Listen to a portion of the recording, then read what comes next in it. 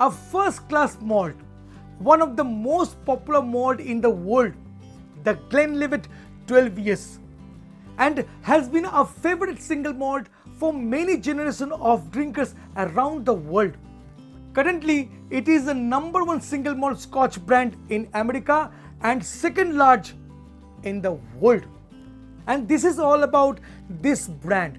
ये Glenlivet 12 years whiskey, ये एक बेहतरीन सिंगल मॉल्ट है, very sophisticated and very reasonable price में आपको ये ग्लेनलिवेट मिलता है। आज इसी को हम लोग करेंगे अनबॉक्सिंग एंड रिव्यू इस वीडियो में, और ढेरों इंफॉर्मेशन आपके साथ शेयर करेंगे।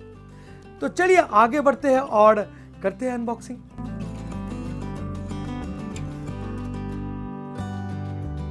वेलकम बैक फ्रेंड्स, मेरे पास है ग्लेनलिवेट 12 years जिसका अनबॉक्सिंग मैं थोड़ी देर बाद करने वाला हूँ। उससे पहले मैं आपको कुछ इन्फॉर्मेशन देना चाहूँगा जो बहुत इंपॉर्टेंट है। जब आप सिंगल मॉल्ट ऑर्डर करते हैं, आप क्या जानते हैं कि 4 रीजन है स्कॉटलैंड में जिसको बोलते हैं स्पेसाइड, आइले, हाईलैंड एंड लोलैंड। अब ये जो चारों रीजन है, ये चारों रीजन अलग अलग कैरेक्टरिस्टिक व्हिस्की आपको डिलीवर करता है। अक्सर हम लोग जब व्हिस्की चुनते हैं तब हम लोग मान लीजिए आइले रीजन का व्हिस्की अगर चुन लिया, सिंगल मॉल्ट आपने ऑर्डर कर दिया, सिंगल मॉल्ट लेफ्रॉय या कोलेला, अगर आपको पीट फ्लेवर पसंद नहीं है जो व्हिस्की का एक मेन इंग्रेडिएंट्स है, तो वो व्हिस्की आपको अच्छा एक्सपीरियंस बिल्कुल नहीं देगा। अगर आपका पैलेट थोड़ा सा फ्रूटी किस्म का है तो फिर आपको हमेशा स्पेसाइड का व्हिस्की चुनना चाहिए, स्पेसाइड से जो बिलोंग्स करता है। शायद ये आप कभी गौर नहीं किए होंगे। मैं क्यों बोल रहा हूँ, क्योंकि स्कॉच व्हिस्की का एक ट्रेडिशन है। मोस्टली जो स्कॉच व्हिस्की बनता है वो पीट फ्लेवर के साथ आपको डिलीवर किया जाता है, और ये जो पीट फ्लेवर है ये बेसिकली एक स्मोकी फ्लेवर व्हिस्की में देता है। अब कभी कभी आपको शायद वो स्मोकी फ्लेवर पसंद ना आए, ऐसा भी तो हो सकता है, और मोस्टली है। मैं देखा हूँ कि जैसे आइले रीजन का जो जैसे लेफ्रॉय है, आइले रीजन का जैसे आपका कोलिला है, ये सब व्हिस्की हेवीली पीटेड है, और ये जो हेवीली पीटेड व्हिस्की है ये बहुत ही मल्ट किस्म का एक फ्लेवर आपको आपका पैलेट में देता है जो कभी कभी आपको अच्छा नहीं लगता है। तो अब आप अगर व्हिस्की चुनेंगे, आपको अगर बेटर एक्सपीरियंस करना है, तो ये जो रीजन है 4, इसका कैसा व्हिस्की प्रोडक्शन है उसके बारे में थोड़ा जानना चाहिए। मैं इसमें बहुत अच्छा एक इन्फॉर्मेशन दिया हूँ, आई बटन में वीडियो क्लिक हो रहा है, जाके देख लीजिए और उसके बाद ये वीडियो देखिए, क्योंकि वहाँ पर मैंने बताया सिंगल मॉल्ट व्हिस्की एग्जैक्टली क्या होता है। बहुत को मालूम नहीं है एग्जैक्टली सिंगल मॉल्ट क्या है, बहुत गलत क्वेश्चंस का मैं सामना कर चुका हूँ, तो मैं आपको सजेस्ट करूंगा कि आप वो वीडियो एक बार देख लीजिएगा। अब मैं अगर ग्लेनलिवेट का बात करूं तो ये स्पेसाइड से बिलोंग्स करता है, तो यानी ये थोड़ा सा स्वीट हो सकता है as compare to, it's not actually sweet, मैं बोलूँगा कि ये अनपीटेड व्हिस्की है, तो आपको अगर आपको एक अलग एक्सपीरियंस दे सकता है। और विश्वास कीजिए मेरे बातों का कि इंडिया में ग्लेनलिवेट, ग्लेनमोरनजी एंड ग्लेनफिडिच सबसे अच्छा बिजनेस करता है। और वो क्यों मालूम, क्योंकि तीनों ही व्हिस्की में पीट नहीं है, विदाउट पीटेड व्हिस्की है, अनपीटेड व्हिस्की है, और ये इंडियन पैलेट सबसे ज़्यादा आपको अप्रिशिएट करता है, बहुत अप्रिशिएट करता है, इसलिए इसका बहुत अच्छा बिजनेस इंडिया में है। और ऐसे ही ये लार्जेस्ट सेलिंग व्हिस्की नहीं बना, सेकंड लार्जेस्ट सेलिंग व्हिस्की नहीं बना। इसका एक और कारण है कि ये एक अनोखा ब्लेंड है, और डेफिनेटली ये भी ब्लेंडेड है। सिंगल मॉल्ट का जो कल्चर है हम लोग जानते हैं बहुत गलत, मैं आपको पहले बोल रहा था, मगर ये एक ब्लेंडेड भी है। ये अलग अलग कास्ट का ब्लेंड इसमें डाला हुआ है और उसको फिर जाके कंप्लीट किया गया है और इसको डिलीवर किया गया है।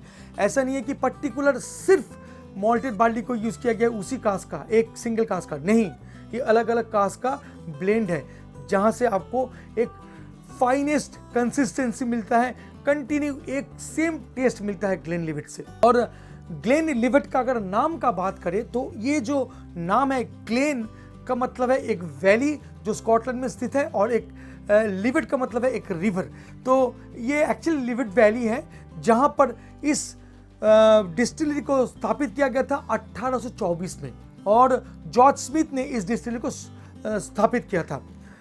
सबसे बड़ा बात क्या है कि जॉर्ज स्मिथ एक ऐसा कारनामा करके दिखाया था जो पहले किया था कोई स्कॉटिश। जॉर्ज स्मिथ को मिला था लाइसेंस टू सेल अल्कोहल, और जॉर्ज स्मिथ पहला जो लाइसेंस उसको मिला था। एक्चुअली क्या हुआ था, ये जो वैली है स्पेशली उस वैली जो है वो आइसोलेटेड है फ्रॉम स्कॉटलैंड, और ये काफ़ी दूर था कस्टम्स और सोल्जर के रीचेस से, और वहाँ पर बहुत इलीगल तरीके से अल्कोहल को बनाया जाता था, जहाँ पर जॉर्ज स्मिथ भी था।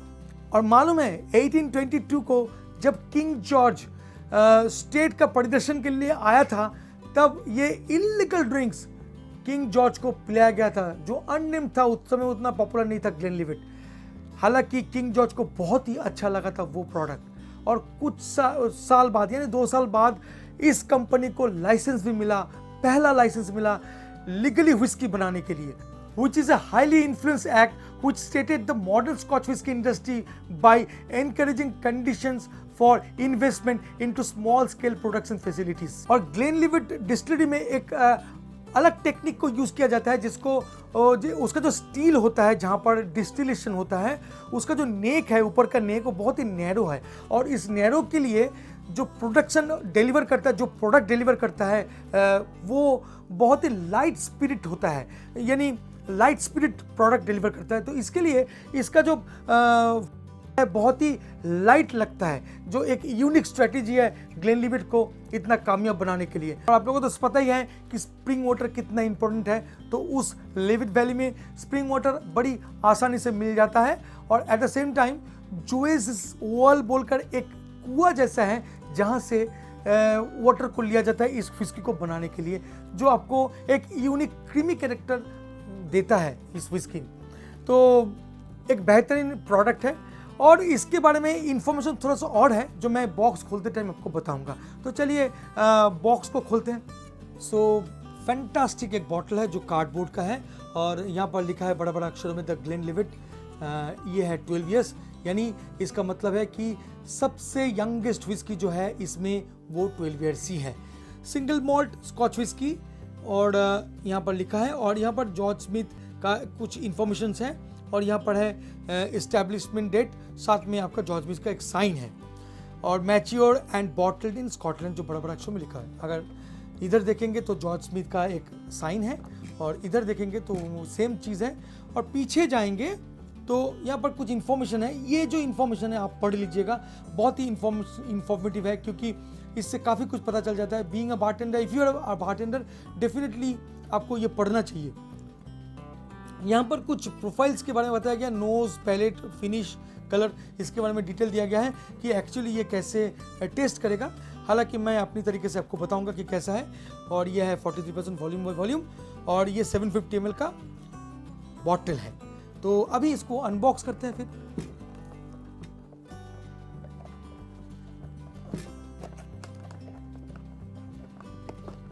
और ये एक्चुअली ओपन बॉटल है जो मैं पहले आप ओपन कर चुका हूँ। तो ये है ग्लेनलिवेट का बॉटल, जो ग्रीन कलर का एक बॉटल है, जहाँ पर व्हिस्की जो है थोड़ा सा ब्राउनिश लगता है, और यहाँ पर ब्रांडिंग किया गया है, और 12 ईयर्स को बताया गया है, और सेम इन्फॉर्मेशन यहाँ पर भी डाला गया है।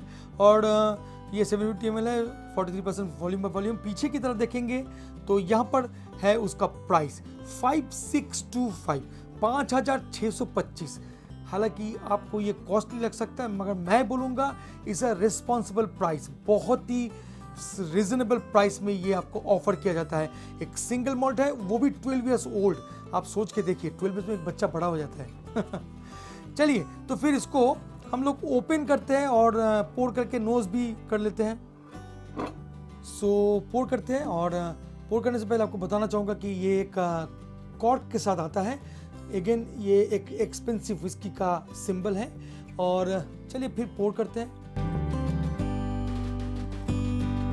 60 ml पोर करना है, और उसको करते हैं थोड़ा सा साइड। सो कलर का अगर बात करें तो ये ग्लेनलिवेट 12 ईयर्स का जो कलर है ये ब्राइट गोल्ड है।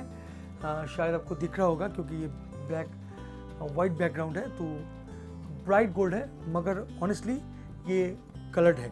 हालांकि स्कॉच व्हिस्की 12 ईयर्स ओल्ड, फिर भी कलर ये थोड़ा खराब लगता है, फिर भी ये कलर्ड व्हिस्की है। हालांकि इंडिया में बहुत विस्की मिलता है जो कलर्ड नहीं है, जैसे पॉल जॉन का मैं बात कर रहा था।